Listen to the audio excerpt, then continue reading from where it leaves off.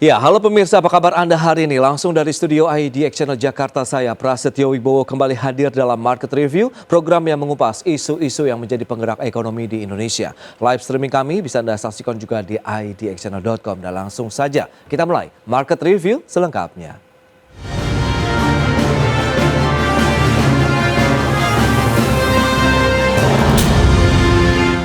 Ya, Presiden Prabowo Subianto telah menerbitkan instruksi Presiden atau Inpres tentang optimalisasi pelaksanaan pengentasan kemiskinan dan penghapusan kemiskinan ekstrim. Presiden memberikan 3 strategi kebijakan kepada pimpinan kementerian lembaga beserta kepala daerah. Presiden Prabowo Subianto pada 27 Maret 2025 lalu telah menandatangani Instruksi Presiden Nomor 8 Tahun 2025 tentang optimalisasi pelaksanaan pengentasan kemiskinan dan penghapusan kemiskinan ekstrim. Penerbitan Inpres dalam rangka optimalisasi pelaksanaan pengentasan kemiskinan dan penghapusan kemiskinan ekstrim di seluruh wilayah Indonesia melalui keterpaduan dan sinergi program serta kerjasama antara kementerian lembaga dan pemerintah daerah. Presiden Prabowo menginstruksikan untuk mengambil langkah-langkah yang diperlukan sesuai tugas, fungsi, dan kewenangan masing-masing untuk melakukan optimalisasi pelaksanaan pengentasan kemiskinan dan penghapusan kemiskinan ekstrim. Langkah tersebut untuk memastikan ketetapan sasaran dan integrasi program antar kementerian lembaga dengan melibatkan peran serta masyarakat.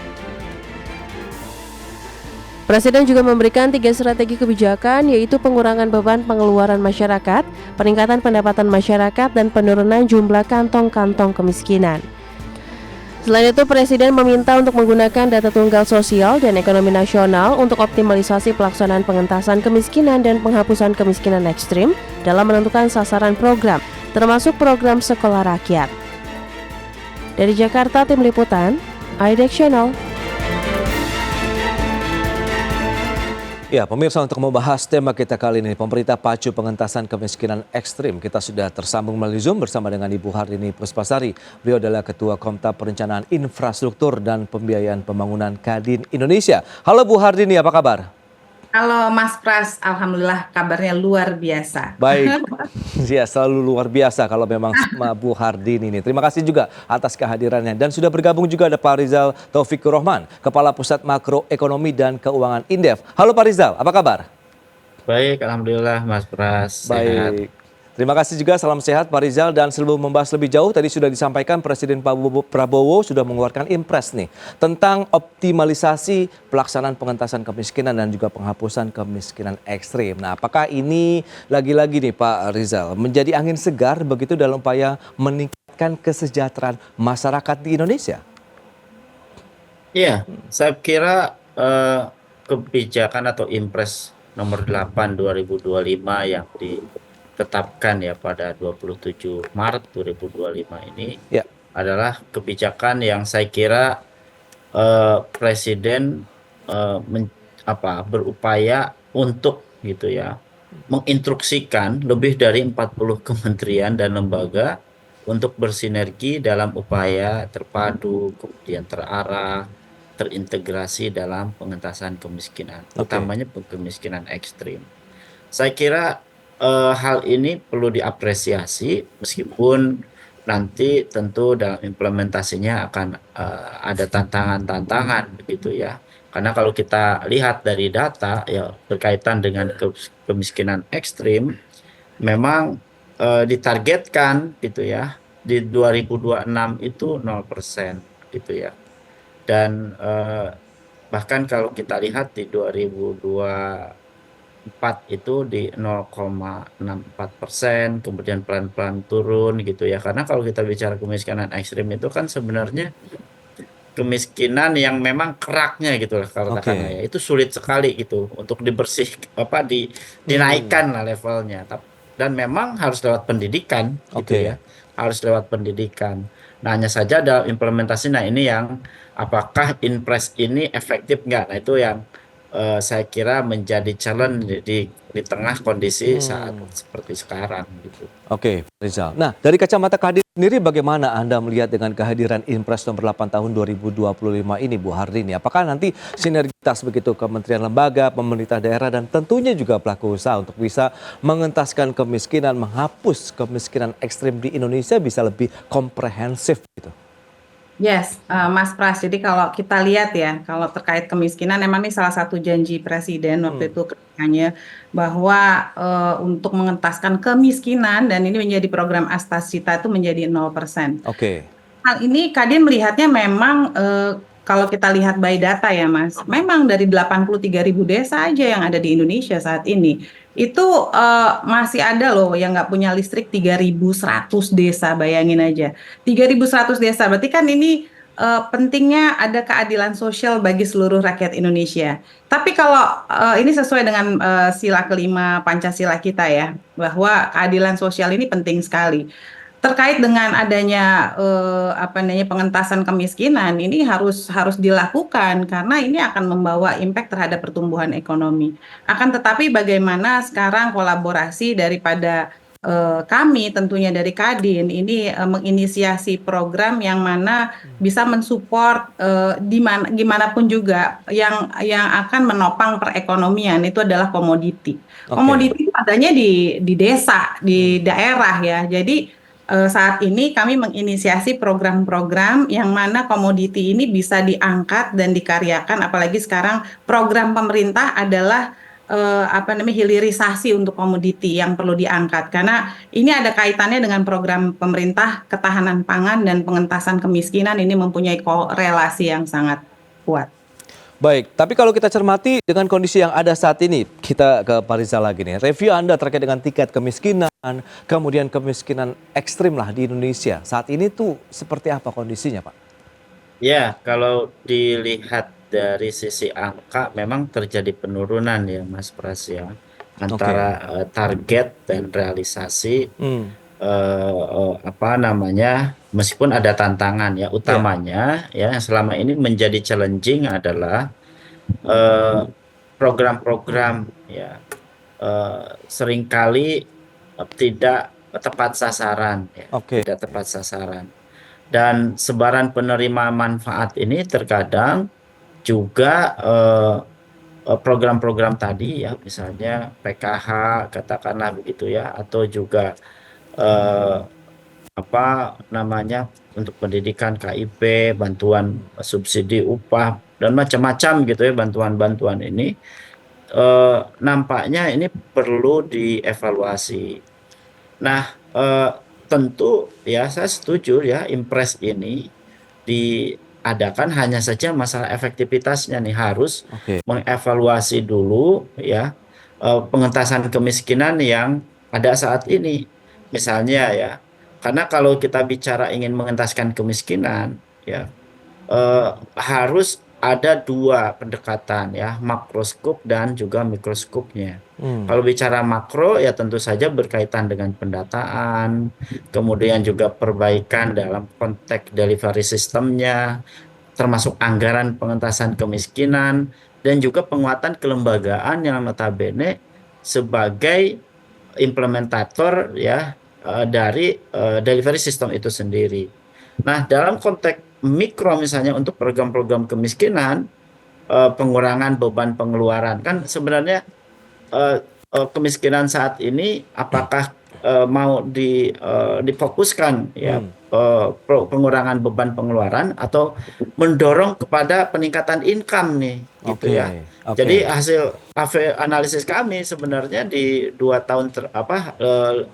tahun terakhir bahwa harus ada pergeseran pengentasan kemiskinan itu tidak hanya buffer beban pengeluaran saja, Oke. tapi harus digeser peningkatan pendapatan. Saya setuju bagaimana menghidupkan sektor-sektor produktif gitu ya, supaya memang bisa diakses oleh masyarakat yang miskin ini melalui pendidikan dan Oke. Impres ini mendelegate kepada pendidikan informal itu gitu ya dan bagaimana pendidikan informal yang sudah didapatkan ini kemudian bisa di-deliver tidak hanya oleh sektor usaha gitu ya atau lapangan kerja, tapi juga bisa mereka menciptakan lapangan kerja. Saya setuju bahwa kalau kemiskinan ekstrim itu dan juga angka kemiskinan itu mayoritas kan adanya di desa gitu ya, Iya. maka penyelesaiannya juga harus berkaitan dengan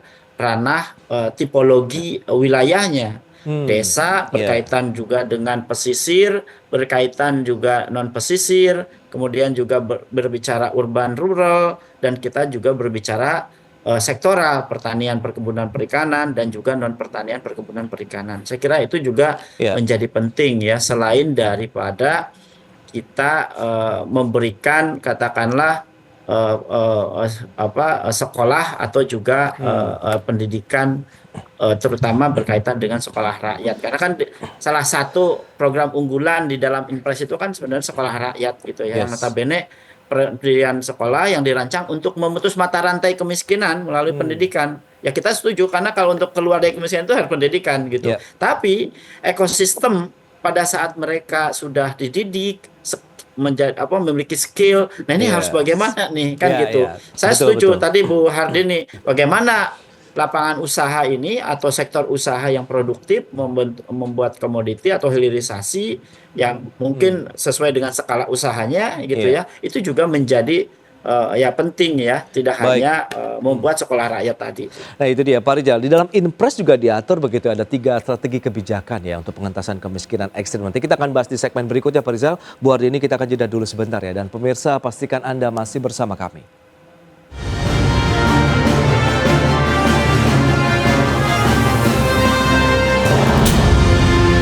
Ya, terima kasih Anda masih bergabung bersama kami dalam Market Review pemirsa, dan berikut ini kami sampaikan sejumlah data untuk Anda terkait dengan 3 strategi tadi untuk pengentasan kemiskinan ekstrim yang sudah disampaikan dalam instruksi Presiden begitu. Yang pertama ada pengurangan beban pengeluaran masyarakat, dan selanjutnya peningkatan pendapatan masyarakat dan penurunan jumlah kantong-kantong kemiskinan.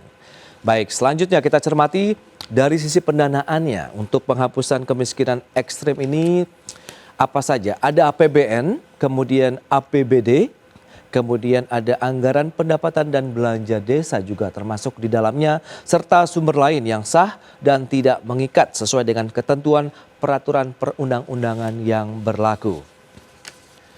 Baik, kita lanjutkan kembali perbincangan bersama dengan narasumber kita Pak Rizal Taufik Rohman, kemudian juga Ibu Hardini Puspasari. Nah, bicara mengenai beberapa informasi yang tadi sudah disampaikan begitu, Anda melihat seperti apa Pak Rizal? Tadi beban pengeluaran, kemudian ada lagi pendapatan masyarakat, kantong-kantong kemiskinan. Apakah 3 strategi ini yang memang apa ya, bisa dijadikan solusi yang solutif begitu yang akan melibatkan kementerian lembaga dan juga pemerintah daerah nantinya begitu Pak? Ya, karena selama ini kan program-program ini cenderung pada pengurangan beban pengeluaran. Oke. Jadi dorongan dari situ ya sekarang itu justru harus memperbaiki bagaimana mereka keluar dari kemiskinan itu tidak hanya pendidikan tadi ya, tapi juga income-nya. Ya, Ya peningkatan pendapatan, misalnya bekerja dengan kriteria penerima, kemudian kan ada KUR, BSU, BPUM kan dulu kan gitu ya. betul. Kemudian pengurangan jumlah kantong-kantong kemiskinan itu kan kalau di sebelumnya ada TORA ya. Kemudian juga program air minum dan sanitasi layak katakanlah. Oke. Nah, tentu karena ini melibatkan lebih dari 40 KL, lebih dari 40 KL, maka sinergitas itu menjadi penting. Seharusnya eh, eh, ini bisa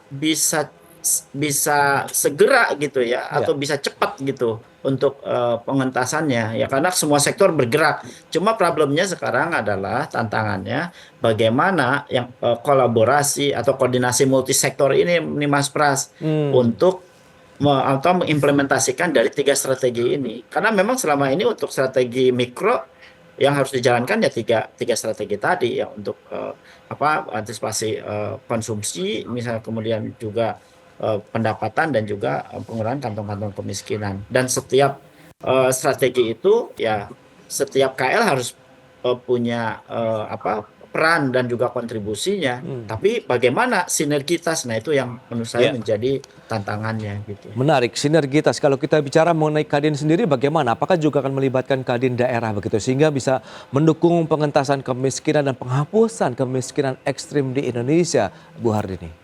Ya, kalau menurut saya kita perlu melakukan adanya koordinasi daripada multi pihak ya Mas. Jadi kalau kita lihat ada pentahelix di mana ada private sector, Oke, terkait ya, ini perlu adanya penguatan. Karena pertama gini sih, sebenarnya masalah kemiskinan ini ujungnya adalah terkait juga terhadap saat ini kita mengetahui bahwa investasi juga di Indonesia investornya banyak yang kabur. Ini mindsetnya itu harus dirubah. Jangan ada investor yang masuk di Indonesia tuh jadi komoditi. Untuk menggenjot investasi, misalnya ada penanaman modal asing dari luar, ini kan bisa membuka lapangan pekerjaan baru ya. oke. Kalau itu apa namanya, saya melihat bahwa peran yang penting sekali bahwa kemudahan buat berinvestasi, misalnya investor dia butuh lahan, lahannya disiapin, butuh SDM, SDM-nya disiapin. Kedua Oke. adalah peningkatan terhadap komoditi yang dimiliki di daerah, karena ini buat meningkatkan pendapatan, di mana pastinya tentunya pemerintah daerah ini mempunyai apa namanya peranan yang sangat luar biasa. Karena kalau Oke. di Kadin itu mitranya pemerintah daerah adalah kadin-kadin di daerah. Dan saya rasa bahwa komoditi ini nanti ke depan, Mas, yang akan memiliki kekuatan ekonomi itu justru di daerah. Karena semua komoditi itu adanya di daerah dan sekarang pemerintah lagi mencanangkan untuk ketahanan pangan, untuk membangun kekuatan di dalam negeri kita. Jadi saya lihatnya ini yang perlu dipersiapkan dan perlu didampingi, dan saya kasih applause juga sih kepada pemerintah karena juga udah diatur di dalam PP nomor 47 tahun 2024 tentang penghapusan piutang macet dari UMKM. Ini Ya. juga bisa membooster apa namanya, membantu mengentaskan kemiskinan dan apa namanya, menyelesaikan permasalahan yang ada saat ini. Baik, tapi kalau kita lihat dengan kondisi penciptaan lapangan kerja, kemudian tadi solusi kedua adalah peningkatan pendapatan masyarakat, begitu strategi yang disampaikan dalam Impres. Anda melihat bagaimana kesiapan masyarakat desa begitu dari sisi tadi pendidikan yang sudah disampaikan juga oleh Pak Rizal, ada sekolah rakyat juga yang akan ditingkatkan dari sisi kualitas pendidikan, kemudian bagaimana kesiapan mereka untuk masuk ke dalam dunia kerja di daerah kalau memang nanti ada penciptaan lapangan kerja baru di daerah begitu, Bu. Ya, jadi gini Mas, ini harus kita runut ya kondisi yang sebelumnya. Indonesia kalau 83.000 desa total itu termasuk desa, kelurahan, dan adat. Oke. Saat ini tadi saya udah menyampaikan 3.100 desa nggak punya listrik. Kita Ya. udah mau 5G, banyak loh yang nggak punya listrik. Terus itu yang paling penting ketika kita bisa memberikan ketersediaan di listrik dan membuka connectivity, sehingga itu benar-benar bisa mengangkat perekonomian yang ada di desa. Tentunya orang itu cepat banget beradaptasi. Ya. Dengan adanya teknologi dan juga capacity building kepada apa namanya teman-teman di daerah. Sekarang nanti akan ada trennya Mas, di mana ke depan itu kita tuh pertama untuk bertahan, salah satunya kita harus bisa menguasai AI dan kripto. Ke depan yang akan mempunyai komoditi itu justru di desa. Di desa itu yang mempunyai potensi ke depan untuk transaksi digital, dan itu Oke. juga harus dipersiapkan dan dipikirkan dari saat ini, karena komoditi itu bisa menjadi real world asset ke depan untuk menciptakan apa namanya token atau NFT atau kripto di masa datang. Justru Oke. nanti akan berubah situasinya, kekuatan ekonomi itu adanya di daerah, adanya dari desa. Baik, dan menarik kita cermati dari Impres tadi juga disebutkan pemimpin kementerian lembaga, kepala daerah juga harus menggunakan data tunggal sosial dan ekonomi nasional untuk optimalisasi tadi, untuk pelaksanaan pengentasan kemiskinan ekstrim. Seperti apa nanti realnya ataupun idealnya begitu ya, seperti apa kita bahas nanti di segmen berikutnya. Dan pemirsa, kami akan segera kembali usai pariwara berikut ini.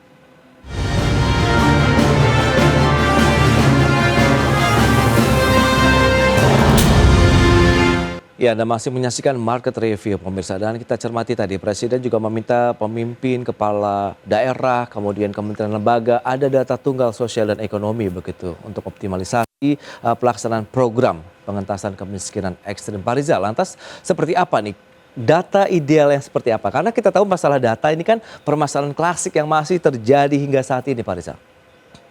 Ya, sebelum ke data tunggal ya, kan sebelumnya itu ada Reksosek gitu ya. Kemudian ada dari Kementerian Sosial dan Kementerian UMKM ya. Kemudian ada 3 sumber data ya. Oke. Dan memang menjadi tantangannya atau kendalanya itu tidak bisa di-overlay kan waktu itu. Kemudian muncullah data tunggal yang memang harus program ya, tidak hanya kemiskinan saya kira ya. Jadi program berbasis data tunggal sosial ekonomi nasional. Dan itu by name by address dan clear gitu ya, bahwa itu menjadi apa namanya ya, sasaran yang tepat. Tentu itu akan mempermudah apa? Pertama dalam mendorong atau meng-create kurikulum kan tentu saja ya, termasuk juga program-program inovatif, terutama kalau menurut Impres ini kan ada sekolah rakyat tadi ya. Yeah. Jadi bagaimana sekolah rakyat ini dengan pendekatan holistik dan terintegrasi, bayangkan menggabungkan intervensi jangka pendek, misalnya menengah, pendapatan, dan juga panjang penurunan kantong kemiskinan dengan melibatkan hampir 47 KL, bahkan ya TNI, Polri, hingga Pemda nih. Yes. Dan tentu ini menjadi challenging gitu. Bagaimana berkaitan dengan fragmentasi kelembagaan itu sendiri, yang berkaitan dengan overlap, ego sektoral Iya. gitu ya. Ini menjadi challenging dan tentu presiden punya satu otoritas gitu ya untuk melakukan apa namanya itu, tantangan fragmentasi ini. Dan ini menjadi challenging nih. Kalau ini kemudian bisa ya diantisipasi dan diselesaikan, maka saya kira program yang diamanahkan dalam Impres ini jauh akan lebih mudah. Yang paling penting lagi adalah memang keberhasilan dari Impres ini sangat tergantung pada satu rencana aksi teknokratik yang sudah disesuaikan dengan koordinasi hampir 47 KL tadi. Kemudian perlu ada evaluasi eksternal gitu ya. Kemudian juga koordinasi, termasuk yang menarik sebenarnya ya, bagaimana sekolah rakyat ini koordinasi gitu ya dengan Kementerian Pendidikan Dasar dan Menengah, Kementerian Agama, pemerintah daerah, TNI, dan juga Badan Percepatan Pengentasan Kemiskinan ya, untuk melakukan integrasi dan pengawasan misalnya.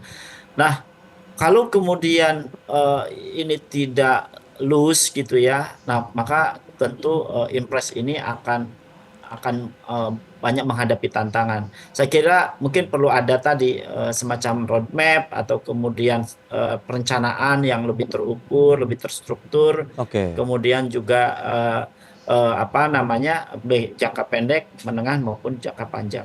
Baik. Saya kira itu. Nah, Pak Rizal, bagaimana dengan ketimpangan ataupun disparitas kemiskinan antara wilayah perkotaan dan pedesaan begitu, yang BPS juga sudah menyampaikan bahwa ini kan cukup lebar begitu.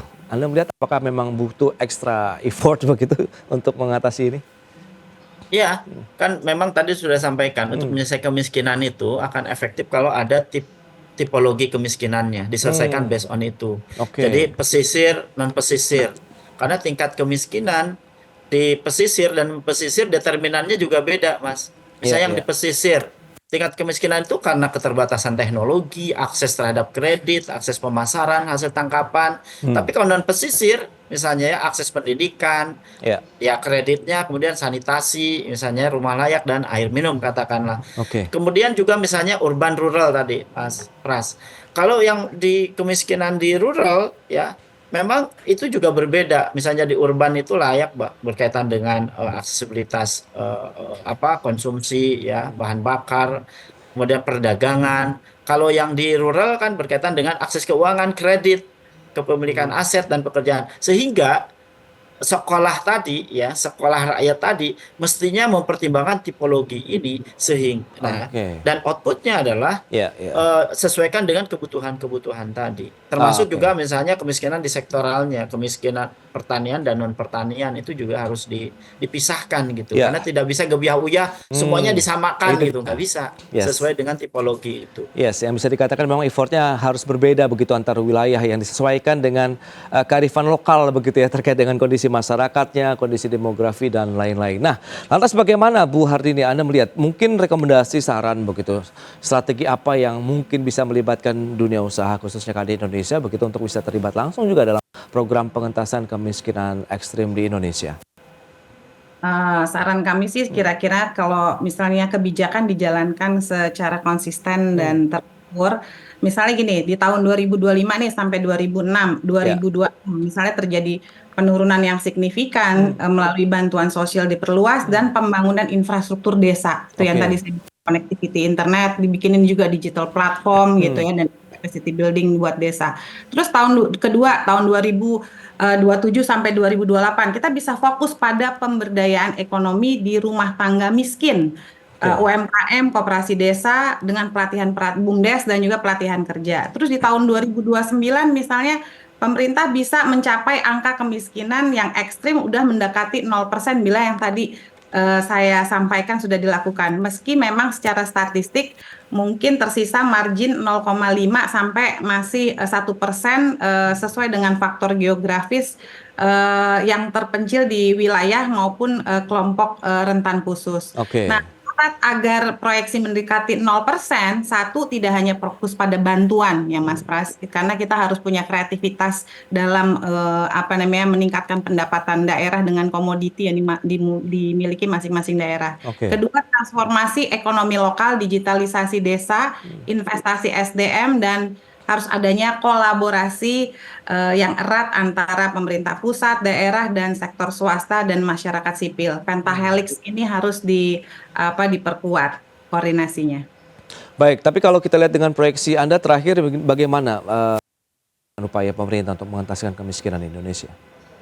Saat ini saya lihat Pak Prabowo sangat fokus sekali dengan sampai dengan ada instruksi yang baru juga dikeluarkan. Oke. Dan yang sudah kami sampaikan bahwa memang saat ini masih ada faktor penghambat ya, tapi ini tergantung pada bantuan tanpa pemberdayaan jangka panjang. Masih memang tadi ada ketimpangan di wilayah khususnya di Indonesia Timur. Oke. Ini yang akan mau digenjot untuk daerah NTT sampai Papua itu betul-betul masih banyak yang ketertinggalan dan sangat masih miskin. Dan memang saat ini kita tahu keterbatasan anggaran untuk pemerintah untuk membus ini semua, maka dari itu perlu adanya kreativitas dari teman-teman di swasta yang ada di daerah untuk melihat bahwa sebenarnya dengan permasalahan yang dihadapin ini mempunyai peluang potensi yang luar biasa, yaitu mengembangkan komoditi yang dimiliki oleh masing-masing daerah. Banyak sekali komoditi yang masih belum tergali. Kita punya banyak sekali sumber kekayaan alam dan sumber daya mineral. Baik. Yang perlu sekali peranan kita semua untuk mewujudkan pertumbuhan ekonomi 8%, mengentaskan kemiskinan 0%, Ya. dan menuju Indonesia Emas 2045. Itu dia optimisme yang masih terus dibangun untuk bisa mengentaskan kemiskinan dan juga kemiskinan ekstrim di Indonesia begitu. Baik, Bu Arini, Pak Rizal, terima kasih banyak atas informasi, update dan juga analisis yang sudah diberikan kepada pemirsa pada hari ini. Selamat melanjutkan aktivitas Anda kembali, salam sehat, sampai juga berjumpa kembali Bu. Terima kasih Pak Rizal. Terima Terima kasih banyak. Ya, pemirsa jangan beranjak dari tempat Anda karena sesaat lagi kami masih akan kembali dengan tema menarik lainnya menanti realisasi kebijakan penghapusan utang UMKM.